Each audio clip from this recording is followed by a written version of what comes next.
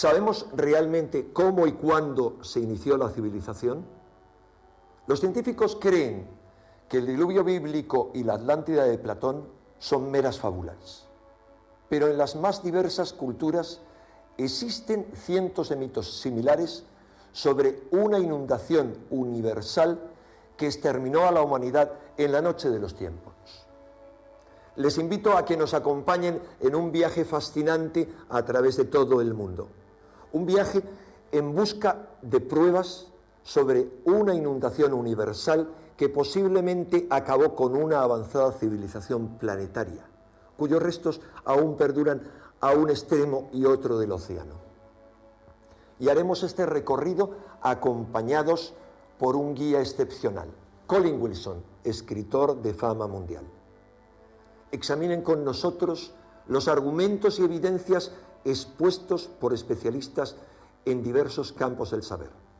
Y tal vez entonces se convenzan, como yo, de que no somos los primeros, de que antes de la historia conocida hubo una o más civilizaciones avanzadas que fueron destruidas.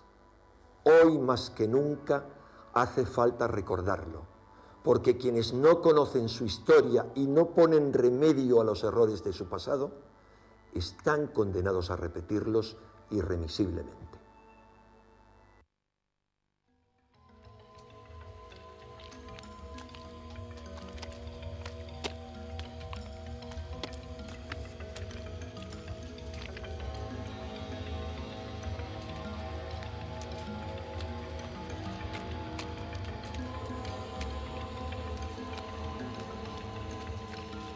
¿Dónde y cuándo se originó la civilización? Los expertos han elaborado muchas teorías, pero a veces las evidencias contradicen por completo todas las hipótesis.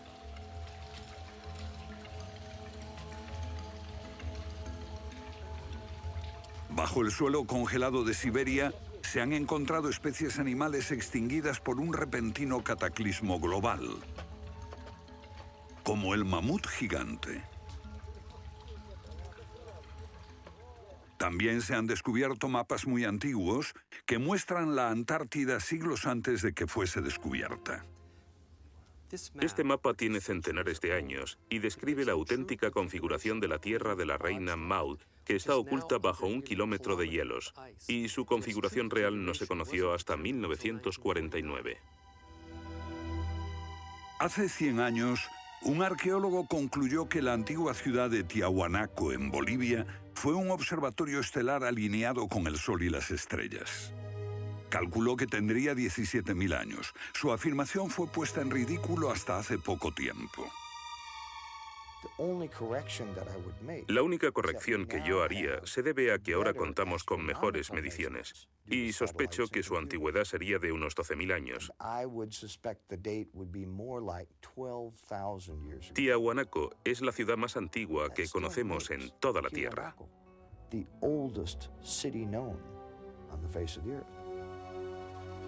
Los geólogos han descubierto que la gran esfinge de Gizeh en Egipto ha resistido siglos de lluvias incesantes, pero estas lluvias solo pueden haber tenido lugar miles de años antes de los faraones. ¿Fue construida la esfinge antes de los comienzos de la civilización? Lo que se pone en cuestión es la historia completa de la civilización. Puede que no haya ido en línea recta desde los estúpidos cavernícolas hasta los hombres tan listos de hoy con sus bombas atómicas. A veces, las pruebas que se hallan rompen todas las reglas. En este documental entrevistaremos a personas que están juzgando meticulosamente esas evidencias y elaboran nuevas teorías que pueden cambiar nuestra idea de la civilización humana. Esta enorme cara fue tallada por los antiguos olmecas de México. Se cree que tiene al menos 2.000 años y es inequívocamente africana. Sin embargo, se supone que los negros no llegaron a América hasta después de Colón. En su libro De la Atlántida a la Esfinge, el escritor Colin Wilson recoge indicios de lo que él y otros creen que son los rastros de una avanzada cultura anterior al comienzo de la historia.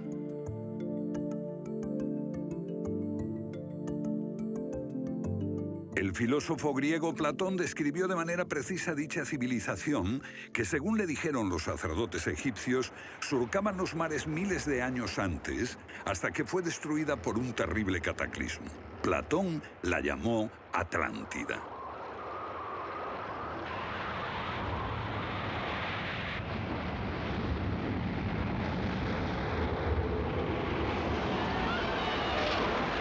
La Atlántida, un terrible cataclismo. Sabemos de una catástrofe así por otro mito, el diluvio bíblico, Noé y su arca, un mito igualmente despreciado por los científicos.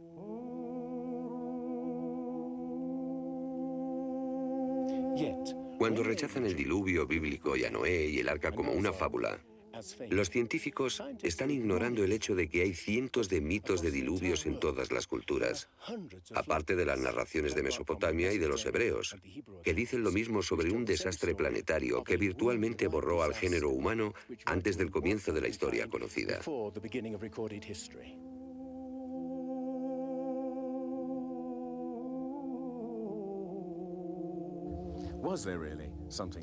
¿Hubo realmente algo parecido a un diluvio?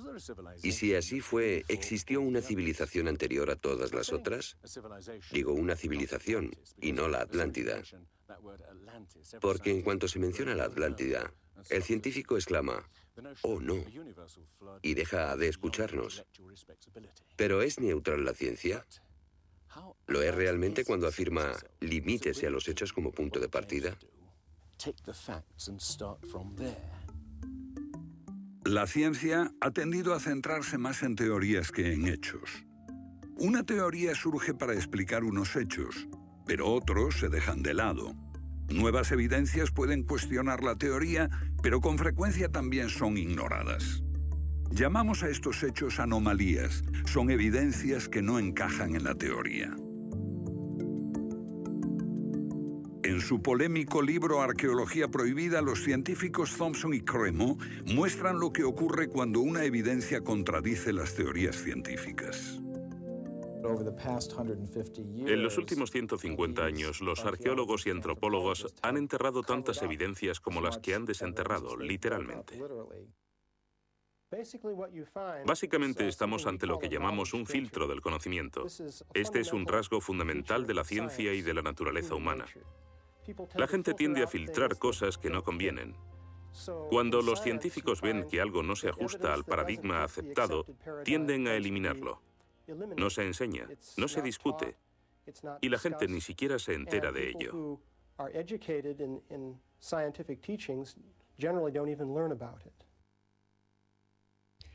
Lo que estamos diciendo, por ejemplo, sucedió en Iatliclo, México, en 1996.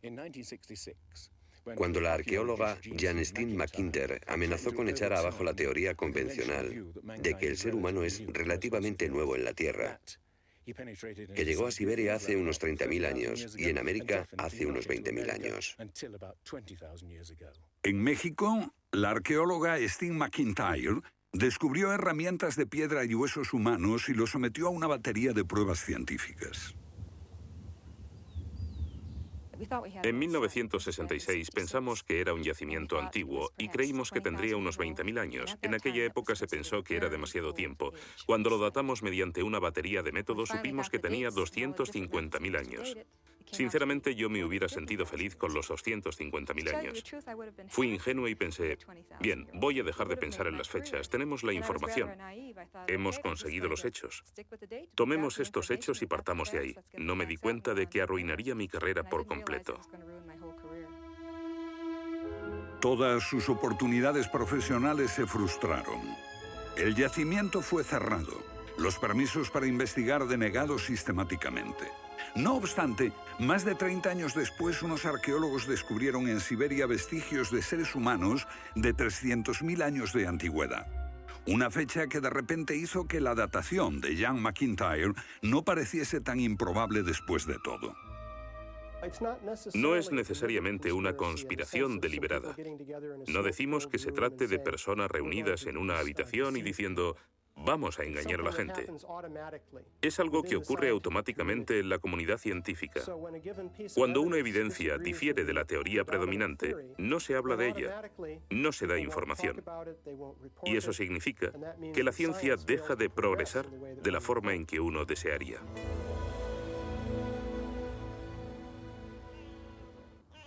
¿La ciencia está pasando por alto evidencias de un pasado que hemos olvidado?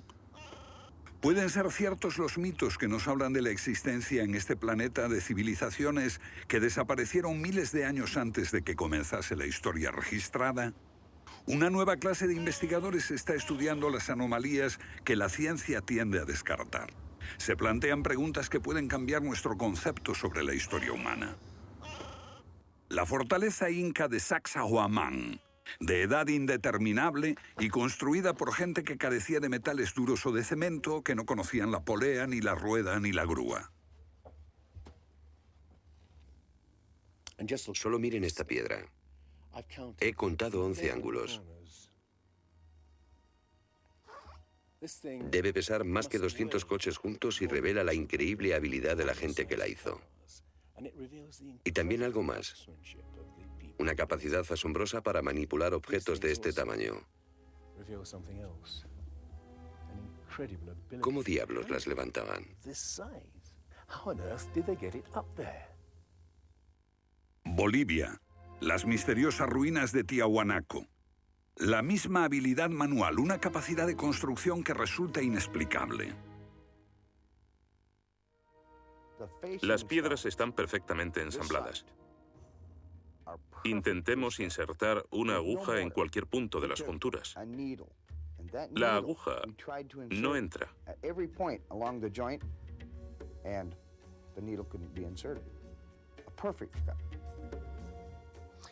Cuando los conquistadores españoles le preguntaron a los incas si ellos habían construido Tiahuanaco, respondieron, no, no la construimos. Se hizo miles de años antes de que viviéramos nosotros. La evidencia muestra que fue erigida por una civilización avanzada. Un descubrimiento casual nos lo revela. Los bloques de construcción de Tiahuanaco no están pegados con cemento. El que separa estas piedras descubre el inesperado brillo metálico que las mantiene unidas.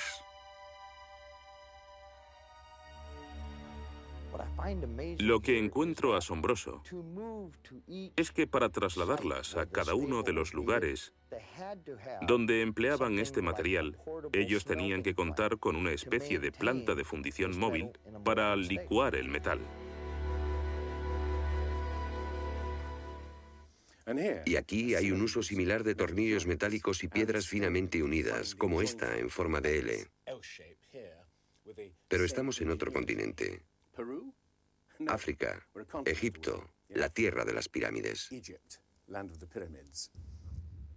Las 3 pirámides de Gizeh, una maravilla del mundo antiguo. Otro pueblo que no conocía la rueda, ni la polea, ni la grúa. ¿Cómo podían transportar bloques de 100 toneladas? Su tecnología no se puede explicar ni imitar. Soy ingeniero y puedo decirles que levantar bloques de este tamaño, de este peso, requiere una grúa especial. Una gente que carecía de tales grúas o de una simple polea o una rueda, empleando herramientas de cobre, ¿cómo pudieron hacerlo? Bovall cree que la Gran Pirámide de Gizeh era mucho más que una tumba y que revela un sorprendente nivel tecnológico. En su libro Guardián del Génesis, Robert Bovall y Graham Hancock enumeran muchas hazañas inexplicables. Chris Dunn, experto en perforaciones. Bueno, permítanme una pregunta. ¿Cómo cree que lo hicieron? El sarcófago de la Cámara del Rey. ¿Cómo lograron unos constructores primitivos que la superficie interior encajase con la superficie de la piedra del sarcófago al milímetro? Esta habilidad requiere profundos conocimientos de física. Es un misterio como la perforación misma. Primitivamente, la típica manera de hacerlo sería con una sierra de arco, un berbiquí. Introducirían la herramienta en la pieza usando arena o un diamante, pero pienso que eso supondría mucho tiempo, muchos años para hacerlo.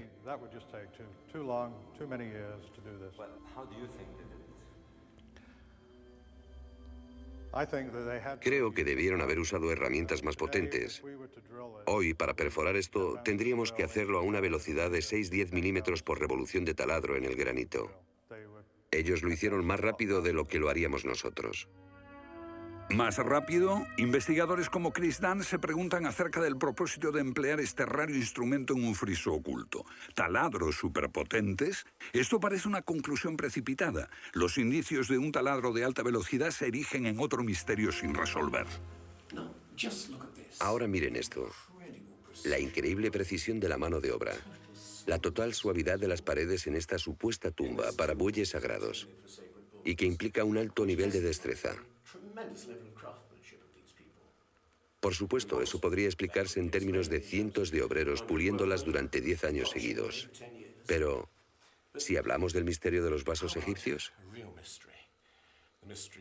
No como este vaso de arcilla que acabo de comprar, sino vasos hechos de alabastro, basalto e incluso diorita, que es la piedra más dura de todas.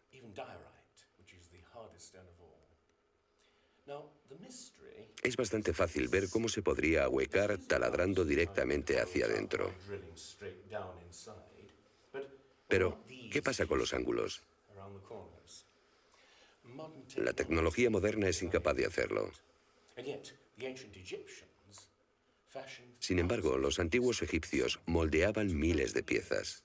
Algunas de ellas 2000 años antes de la civilización que se supone surgió aquí. ¿Cómo? Otro misterio sin explicar. Inexplicable. ¿Cómo pudieron los constructores alinear sus gigantescas pirámides con los puntos cardinales tan impecablemente? En perfecta dirección este-oeste y norte-sur, con una exactitud no igualada por los modernos constructores. La Gran Pirámide parece ser un modelo matemático del hemisferio norte e incorpora el trascendental valor de pi, las veces que cabe el diámetro de un círculo en su circunferencia.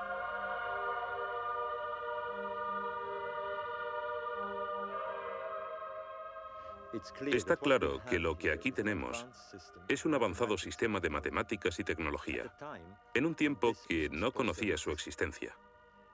Para lograr estos resultados, los antiguos constructores tenían que usar un eclímetro de 52 grados. Cualquiera otro no valdría. Pero no solo los egipcios conocían el valor pi. Ese valor también está representado en la pendiente de esta pirámide y en el extraño ángulo que le dieron sus constructores, en Teotihuacán, México, el lugar que los indios llamaban Ciudad de los Dioses.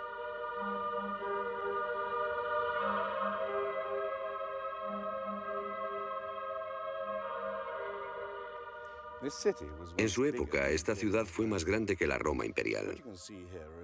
Lo que pueden ver es una serie de estanques que llenaban de agua, cuya superficie lisa reflejaba los cielos y cuyas ondas podrían servir como anuncio de terremotos. Estos templos, en el lado opuesto, se cree que representan cuerpos celestiales. Una cosa está clara: todo el lugar parece tener una especie de obsesión con la astronomía y la eternidad. En los equinoccios, el 21 de marzo y el 21 de septiembre, estas pirámides proyectan sombras gigantes, lo que las convierte en un perfecto reloj para la medición del tiempo. Como si proviniesen de una fuente común, las antiguas civilizaciones de todo el mundo exhiben un sofisticado conocimiento de los cielos que todavía nadie ha explicado. Fascinación por el sol, las estrellas, el lento e inexorable movimiento de la Tierra determina que las constelaciones parezcan viajar por los cielos nocturnos y por las épocas.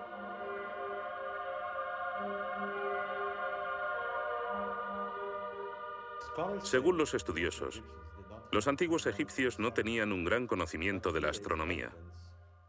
Pero en el templo de Dendera hay muestras de su sofisticado conocimiento del cielo. Miren las constelaciones del zodíaco: Leo, Tauro, Piscis. Y aquí, la constelación de Orión. Bauval cree que la astronomía es la llave de muchos misterios de las pirámides. Los antiguos egipcios veían en la constelación de Orión a su dios Osiris, señor de los muertos y la vida ultraterrena. Bauval halló el reflejo de ese dios en las pirámides de Gizeh.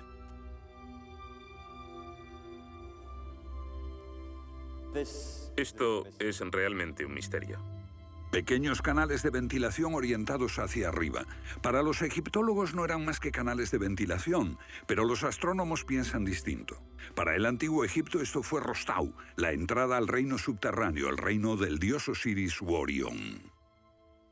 Para los antiguos egipcios, Orión era Osiris, el gran dios de la resurrección. Esto es una reconstrucción del cielo en el año 2500 a.C., y fue sorprendente descubrirlo. Los canales apuntan a Orión y a la estrella Sirio, que era Isis, la esposa de Osiris.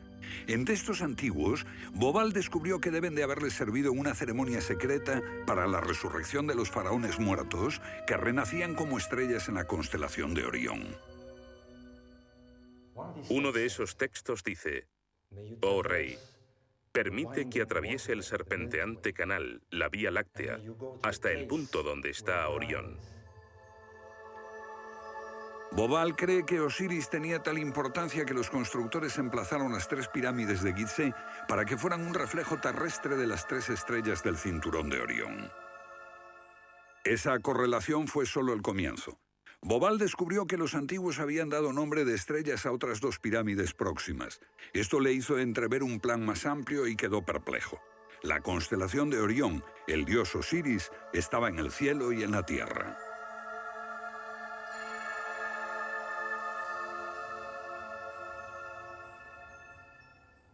México, donde Teotihuacán presenta otro paralelo.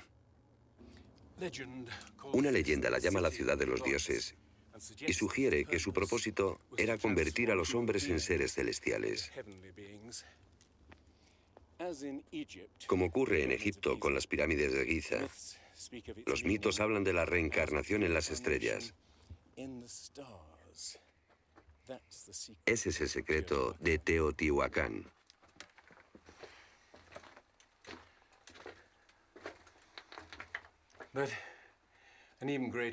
Pero esta pirámide presenta otro enigma mayor.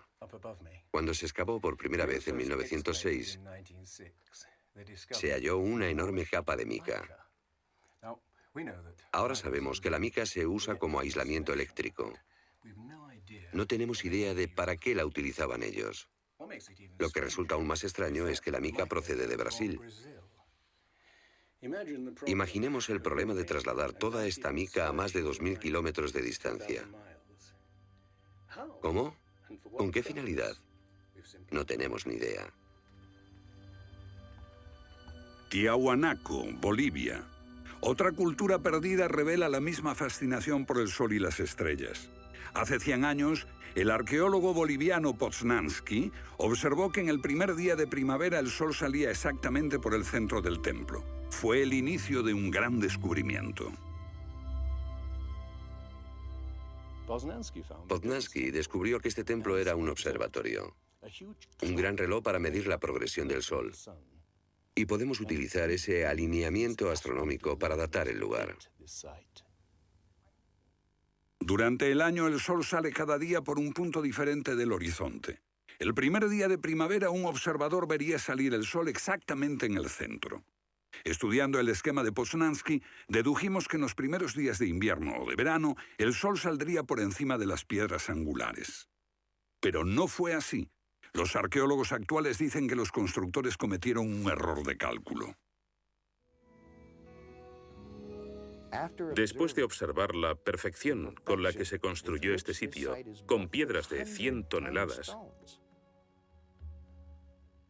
sugerir que los marcadores del solsticio están mal alineados me parece increíble.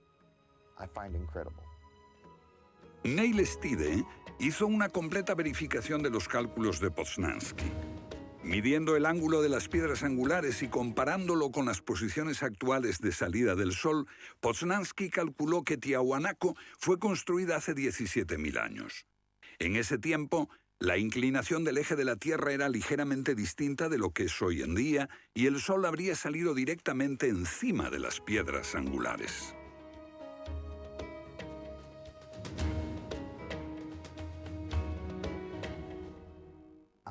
Yo sospecho que la fecha sería más bien de 12.000 años. Pero eso haría que todos nos cuestionásemos completamente los orígenes de la civilización. Una civilización perdida en el tiempo dejó sus huellas en varios lugares del mundo. Los sacerdotes egipcios dijeron al filósofo griego Platón que una civilización así habría existido hace 12.000 años. Pero según la ciencia, el ser humano abandonó la prehistoria hace solo 5.000 años. En Egipto, el investigador John West descubrió que la esfinge de Gizeh no resultó alterada por el clima de la misma forma que las construcciones del entorno, erosionadas por la arena y los vientos del desierto. En vez de un desgaste horizontal, la esfinge tiene marcas de erosión redondeadas y onduladas. No se necesita ser geólogo para mirar y ver lo que se debe al tipo de clima. Solo el agua cayendo copiosamente sobre las paredes del recinto pudo producir esos contornos redondeados.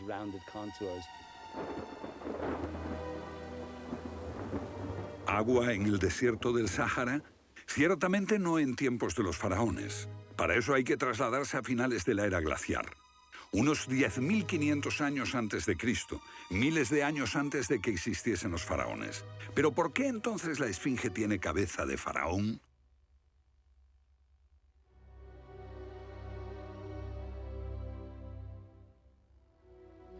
La cabeza es desproporcionadamente pequeña. Desde el aire se ve que el cuerpo de la esfinge es largo y aplanado, y la cabeza casi se parece a la de un alfiler. Para nosotros, esto indica que ha sido tallada más de una vez.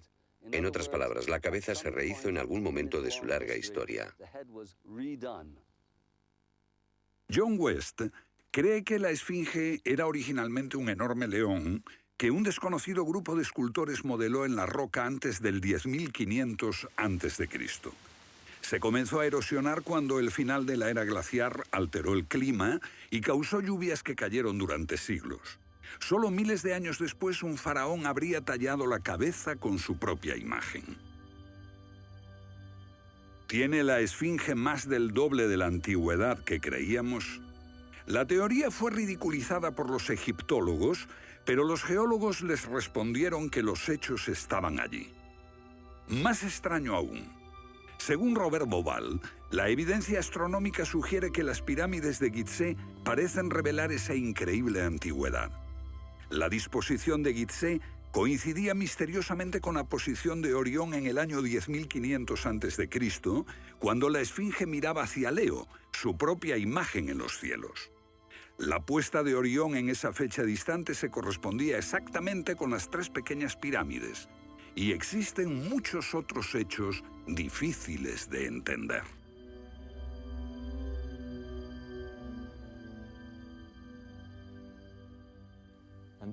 Esto coincide exactamente con las ideas que se desarrollaron tras los análisis geológicos de la esfinge. 2 ciencias sólidas indican que la esfinge podría remontarse al año 10.500 a.C.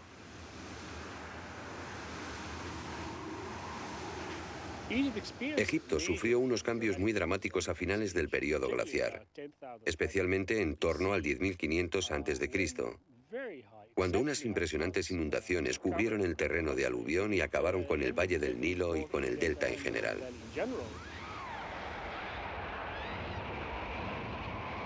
«10.500 años antes de Cristo, un periodo de inundaciones. ¿Pudieron los diseñadores de Gizeh remontarse a un tiempo tan distante? El tiempo de sus mitos dice que el dios Osiris y sus asistentes ascendieron del caos para traer los primeros frutos de la civilización. ¿De dónde vinieron?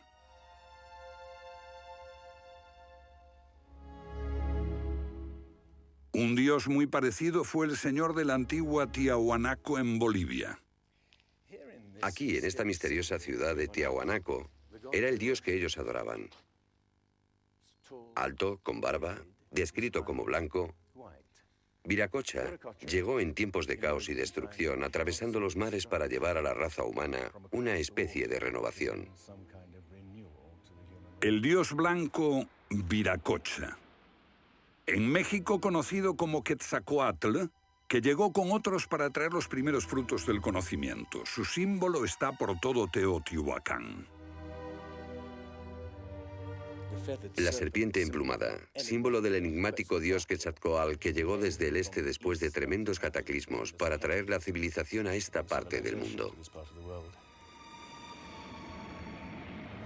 ¿Pudieron dioses como Osiris, Viracocha y Quetzalcóatl haber sido personas reales que llegaron de muy lejos? ¿Eran supervivientes de un cataclismo que destruyó sus hogares y su civilización?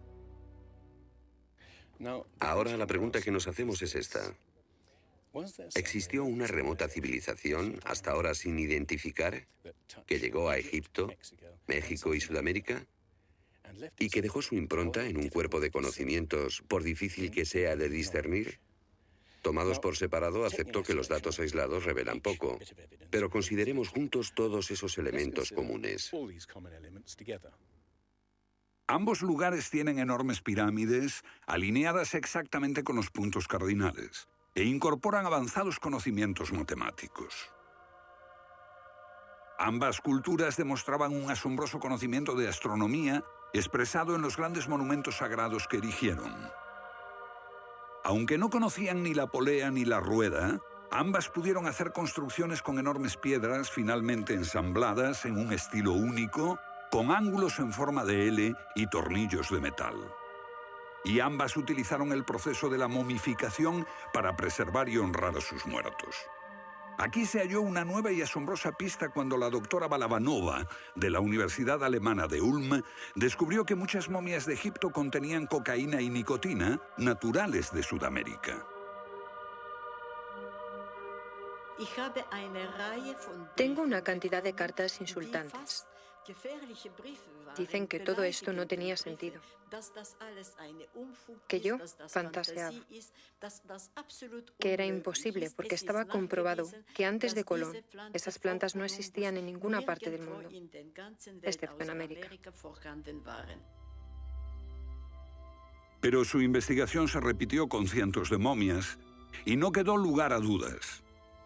En un pasado remoto, unos navegantes atravesaron el mar e influyeron en las culturas a ambos lados del Atlántico. La idea está sugerida incluso por lo que no está allí. México, la antigua cultura de los mayas. Los sacerdotes mayas tenían tablas para predecir los eclipses de sol y de luna. Pero hay algo muy extraño. No conocieron nunca el simple principio de la rueda. Podían visualizar la eternidad pensando en millones de años, pero jamás aprendieron a pesar un saco de grano. Esta compleja civilización murió finalmente porque no supo desarrollar métodos de agricultura para alimentarse. Lo que estoy sugiriendo es: ¿puede que ellos heredaran una parte específica de su conocimiento de una civilización anterior, mucho más sabia? Un contacto. A veces la evidencia está ahí para que la veamos todos. Los antiguos olmecas en México pusieron a sus soberanos caras africanas. ¿Qué les parece esta? Tallada por esos mismos olmecas. Es genéticamente imposible que un indio tenga barba, pero aquí está la cara de un blanco caucasiano, esculpida 2000 años antes de que los españoles llegaran al Nuevo Mundo.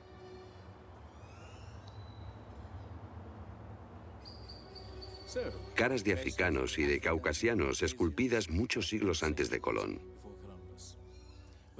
¿De dónde vinieron? ¿Cómo llegaron aquí?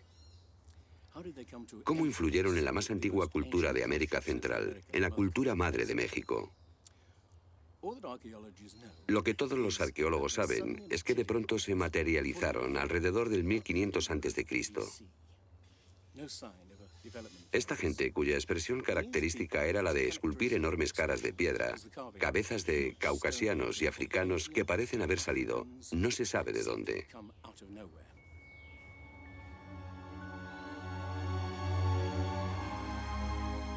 Oaxaca, la antigua ciudadela del Monte Albán. Aquí, en el sur de México, está el último testimonio de esos misteriosos hombres. Porque estas figuras esculpidas en piedra parecen corresponder a muertos en combate, desnudas, desamparadas, la mayoría castradas. Este puede reflejar el momento en que estos hombres desaparecieron de la historia.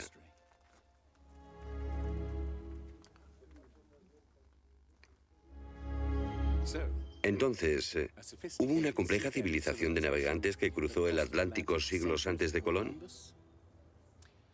Pero tenemos otra evidencia. Estos son viejos mapas que sugieren que los antiguos marinos tenían un conocimiento de la Tierra que nunca se ha explicado. Un puzzle para los científicos de este siglo. En 1513, el almirante turco Piri Reis cartografió parte del mundo que nadie había visto hasta entonces. Colón solo exploró la zona del Caribe. No bajó a esta zona de Sudamérica, hasta la Antártida. No estuvo nunca por esa zona. Pero estos mapas muestran todos estos detalles con gran precisión, antes de que cualquier explorador europeo llegase a esas regiones. Este mapa, de muchos siglos, describe la configuración real de la Tierra de la reina Maud, que ahora está sepultada bajo 1 kilómetro de hielo. Y su forma precisa no se determinó hasta 1949. Inexplicable. Los cartógrafos han meditado mucho sobre la extraña proyección cartográfica utilizada en el mapa. Hallaron un parecido con el que utiliza un moderno submarino nuclear que hace mediciones del mundo mientras se aleja de un punto de referencia. En este caso, el centro está en Egipto. ¿Es ese el hogar de los antiguos cartógrafos? El mapa muestra exactamente esta parte del mundo, pero hay más. Para mí, el aspecto más significativo del mapa de Piri Reis es que describe exactamente la longitud, algo que los europeos no fueron capaces de hacer hasta el siglo XVIII. La longitud. Esa historia comenzó en estas playas en 1707, cuando la flota inglesa navegaba por el Mediterráneo hacia Inglaterra. En aquellos días era bastante fácil determinar a qué distancia estaba el norte o el sur, midiendo el ángulo que el Sol y las estrellas formaban con la superficie de la Tierra. Pero no había técnicas para determinar lo lejos que estaba el este o el oeste. ¿Longitud? El almirante Sir Clutley Saffold se enfureció cuando un marinero del oeste del país le dijo que estaba alejándose unas 20 millas del este y era probable que la flota naufragase en la costa. Cuando sus oficiales le dijeron que el rumbo era correcto, mandó ahorcar al marinero por insubordinación. En sus últimos momentos debió haber deseado no haberlo hecho. Los barcos se habían hundido antes por millares. Pero entonces la pérdida de una flota entera promovió la búsqueda de un reloj preciso para calcular la longitud. Tuvieron que pasar 2 generaciones antes de que finalmente se consiguiese. No obstante, el mapa de Piri Reis ya mostraba un conocimiento de la longitud al menos 250 años antes. En el mapa de Piri Reis se menciona el hecho de que se trate de una recopilación de muchas otras cartografías. Son copias de copias de copias. La mayoría de quienes los han estudiado creen que esos mapas proceden de los tiempos de Alejandro Magno, pero son incluso mucho más antiguos. Mapas del mundo confeccionados antes de que supiésemos navegar por los océanos. Técnicas de construcción inexplicables, un complejo conocimiento de las matemáticas y la astronomía. Si existió una tecnología tan avanzada capaz de dar sus conocimientos a los constructores de la Esfinge y a los pueblos de los Andes y México, ¿qué pasó con ella?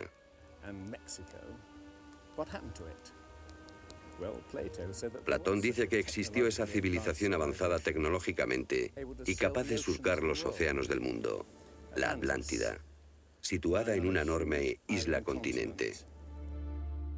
Rechazando una civilización perdida, la ciencia niega también la idea de una catástrofe global que la destruyó.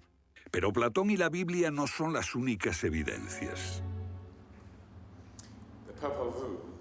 El Popol Vuh, libro sagrado de los mayas, habla de enormes marejadas e inundaciones que azotaron el mundo durante meses. una lluvia fría y negra indescriptible y granizo.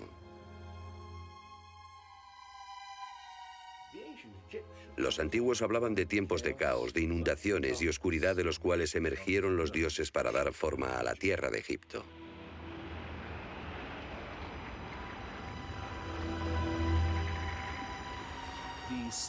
El disco solar de los aztecas se refiere a 4 ciclos de destrucción: por inundaciones, por fuego, por viento y por sangre y guerra.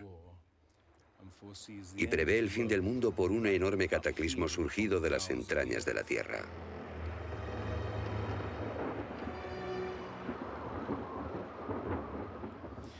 Otros mitos de la América antigua hablan de inundaciones apocalípticas y torrentes de fuego, de erupciones volcánicas y terremotos.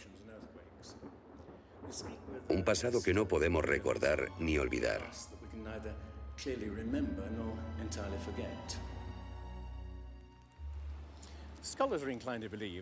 Los especialistas tienden a creer que el diluvio es una fantasía de los viejos poetas.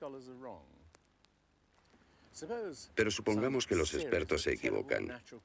Supongamos que una serie de terribles catástrofes naturales redujeron a nuestros ancestros a pequeños grupos que vivieron apartados y se esparcieron por todo el mundo. Lo que buscamos es una época que coincida perfectamente con los mitos, igual que el zapato encaja en el pie de Cenicienta. Una pista. La fosa de Alquitrán en La Brea, California. Una inmensa sepultura de millones de animales que hoy se ha convertido en atracción turística. Bajo la superficie está el campo de petróleo del lago Salado. El asfalto brota por las grietas y fisuras como un papel cazamoscas y atrapa a los animales. Y encontramos aquí una increíble colección de especies atrapadas en los últimos 40.000 años.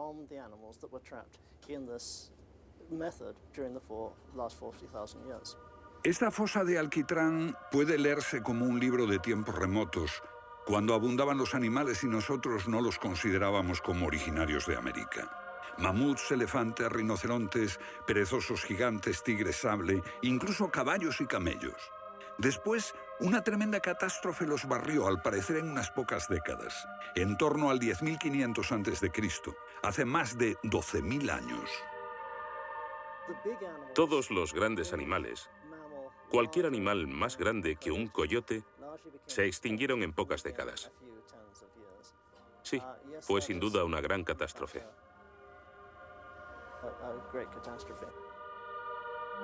Un registro de la catástrofe. El fin de la era glaciar. En el 10.500 a.C., hace más de 12.000 años. Temperaturas que habían permanecido relativamente estables durante miles de años de pronto se elevaron. Un aumento de temperatura de más de 5 grados en un abrir y cerrar de ojos. Solo entre 3 a 10 años.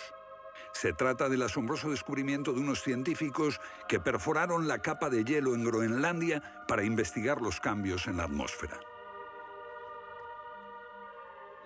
El hielo de Groenlandia ha sido llamado por algunas personas la piedra roseta del clima, porque ver que el clima puede cambiar tan rápidamente es un enorme descubrimiento. Y este cambio ocurrió en un periodo de entre 3 años y una década. Hemos observado cambios espectaculares en la química de la Tierra. Y descubrimos que en un periodo en el que las placas de hielo estaban empezando a derretirse, es cuando tenemos más señales de sedimentos volcánicos y de mayor magnitud, mayores concentraciones que en cualquier otro periodo en los últimos 110.000 años.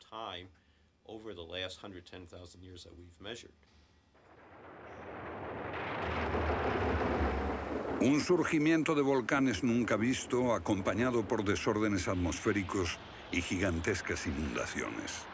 Porque mientras las placas de hielo de más de 1 kilómetro de espesor se derretían en pocos años, el nivel de los mares aumentaba dramáticamente. De repente, los mares ocuparon lo que había sido suelo seco. Se podía caminar desde Gran Bretaña a Escandinavia antes de que una revolución climática diese forma al Mar del Norte. Fue un periodo en que las grandes inundaciones cubrieron las llanuras de América del Norte y por eso es que se encuentran esqueletos de ballenas en Michigan. Un tiempo de cataclismos a finales de la era glaciar, que puede coincidir con los mitos. Solo en el Nuevo Mundo se extinguieron alrededor de 70 especies de grandes animales. Mamuts, perezosos gigantes, camellos, caballos. Permítanme ponerlo en perspectiva. En los anteriores 200.000 años se había extinguido menos de un tercio de esa cantidad. Y este modelo extraordinario de extinción se repitió en Europa y Asia. En las capas subterráneas de hielo de Siberia y Alaska se descubrió una masa enmarañada de huesos de millones de animales que perecieron en un cataclismo. El mamut gigante no murió a manos de los cazadores. Desapareció por una catástrofe natural. A finales del siglo XIX, unos cazadores encontraron por casualidad el cuerpo de un enorme animal congelado. Después de ser desenterrado y transportado, se encontró que en el estómago tenía plantas pertenecientes a un clima templado y aún sin digerir. El animal se había congelado de una forma muy rápida, como no es capaz de hacerlo ningún congelador moderno. Lo cierto es que hace unos 12.000 o 13.000 años un frío inmenso azotó Siberia. El enigma de los mamuts congelados en un instante ha dado pie a extrañas anécdotas. Algunas ciertas y otras no. Lo que es auténtico es un informe del barón Wrangel, un naturalista del siglo XIX que descubrió la isla Byrd al norte de Siberia, donde la arena quedó literalmente mezclada con bancos de huesos y colmillos de mamut y otros animales que habían desaparecido en alguna catástrofe. Esas extinciones masivas, esa imponente actividad volcánica,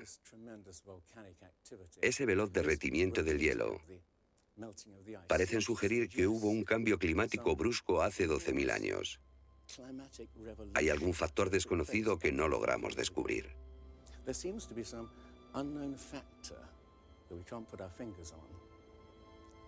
El fin de la era glaciar. ¿Qué provocó esa revolución? He aquí la gran cuestión.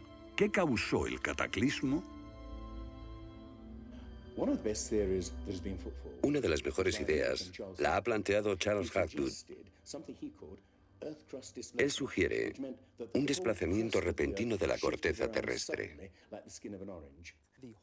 Toda la corteza de la Tierra es solo un tercio de un 1% de la masa terrestre.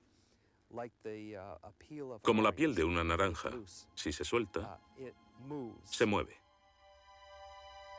Más fina que una cáscara de huevo, la corteza de la Tierra queda apoyada en un interior líquido. La teoría imperante sobre la corteza terrestre es la de las placas tectónicas. Los continentes se separan lentamente durante cientos de millones de años, aunque la ciencia rechazó esa teoría durante más de medio siglo.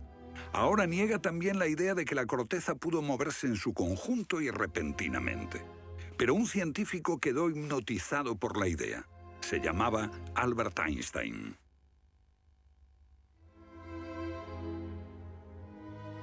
Esto es un resumen de lo que dijo. Cuando me encontré con el trabajo de Hapgood, quedé conmocionado. Se trataba de una idea simple, pero que podría explicar una serie enorme de problemas. Hapgood tenía esa teoría. La cuestión era cuál fue el mecanismo que puso en movimiento el gigantesco conjunto. Y fue Einstein quien planteó una sugerencia. La enorme cantidad de hielo que rodea a los polos puede tener 3 kilómetros de espesor. Esos incontables miles de millones de toneladas de hielo, si se formaran de un modo desproporcionado, harían que toda la Tierra se sacudiese como una rueda, con un enorme peso colocado en su borde. Esta vibración bastaría para hacer que la corteza de la Tierra se moviese súbitamente. Hace 55.000 años el Polo Norte estaba cerca de Europa, pero de pronto se desplazó hacia la bahía de Hudson, en Canadá. Y en torno al año 12.500 a.C. se volvió a mover casi 2.000 millas hasta donde está actualmente. O es mejor decir que las tierras y los mares atravesaron el polo, impulsados por un repentino desplazamiento de la corteza terrestre. De ser así, esta es una de las cosas que habrían ocurrido al final de la era glaciar. El desplazamiento impulsó a América fuera de la zona polar. El mar en el norte se congeló con una fina capa de solo unos metros de espesor. La inmensa vieja capa de hielo de Norteamérica, con más de 1,5 kilómetros de grosor, se derritió rápidamente en pocos años. Ahora, lo que es muy interesante de la teoría de Hapgood y Stein es que también explica bastante bien algunos otros mitos, independientemente del diluvio.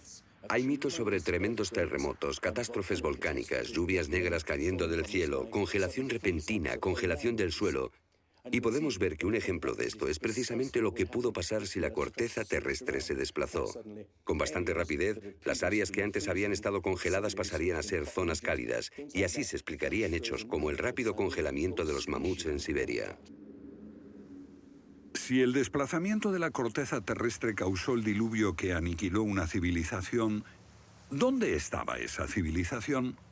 Algunos investigadores creen haberla hallado en la isla griega de Santorini, que fue devastada por una terrible erupción, o en la antigua Troya, o en la isla alemana de Heligoland, casi arrastrada hacia el Mar del Norte. Pero no se ha encontrado nada. Y es precisamente este problema lo que ha hecho descartar la Atlántida de Platón como una propuesta seria. Veamos. Los oceanógrafos han cartografiado los suelos oceánicos y sencillamente no hay ningún continente perdido. ¿O sí? Platón describe la Atlántida como una vasta isla-continente con montañas, situada en medio del océano. Y el océano, por supuesto, es el océano que rodea toda la Tierra. Fue más tarde que comenzamos a dividir el océano en diferentes partes, llamándolo Atlántico, Pacífico, etc. En realidad el mundo tiene un solo océano. Y los mitos de todo el mundo son muy explícitos acerca de lo que pasa. El Zen-Avesta de la literatura védica describe que esa isla no solo se destruyó tras un diluvio, sino que está cubierta por nieve y hielo. De modo que estamos buscando una isla cubierta de nieve en medio del océano, y una gran candidata para este papel es la Antártida. Si el Polo Norte se desplazó, también debió hacerlo el Polo Sur. Flengad cree que hace 12.000 años una parte de la Antártida permanecía en zonas templadas y pudo haber albergado una civilización que desapareció cuando el continente se convirtió en el Polo Sur. Esa es la explicación que él encuentra en los mapas que muestran partes de la Antártida que están debajo del hielo. El almirante turco Piri Reis demuestra un conocimiento de la Antártida que no debería de tener.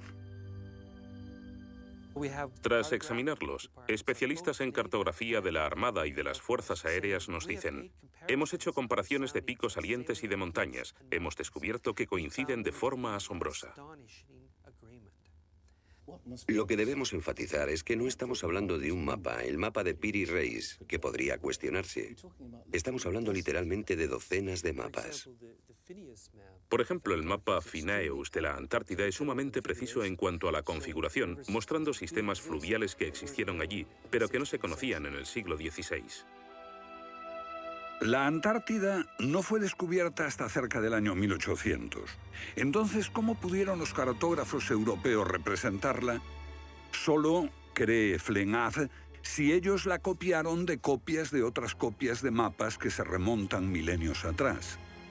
Hace solo unos 25 años supimos que bajo la capa de la Antártida existían unas islas, un continente, bajo un océano helado.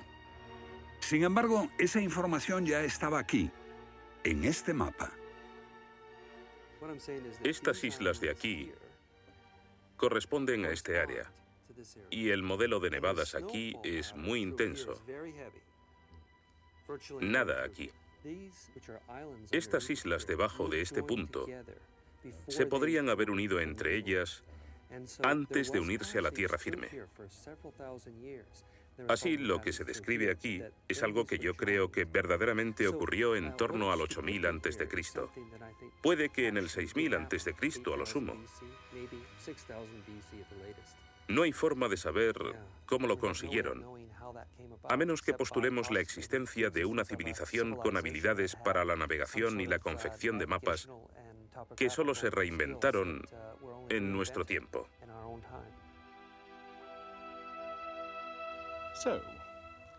¿Fueron los comienzos de la civilización humana más remotos de lo que suponíamos? Puede que uno sienta que muchos elementos de esta hipótesis suponen conjeturas extravagantes que, vistas por separado, pueden ser todas discutibles. Pero si juntamos esas piezas como las piezas de un puzzle, se empieza a ver que surge un modelo. Una civilización que se desvaneció y fue olvidada mucho antes de que comenzase el registro de la historia.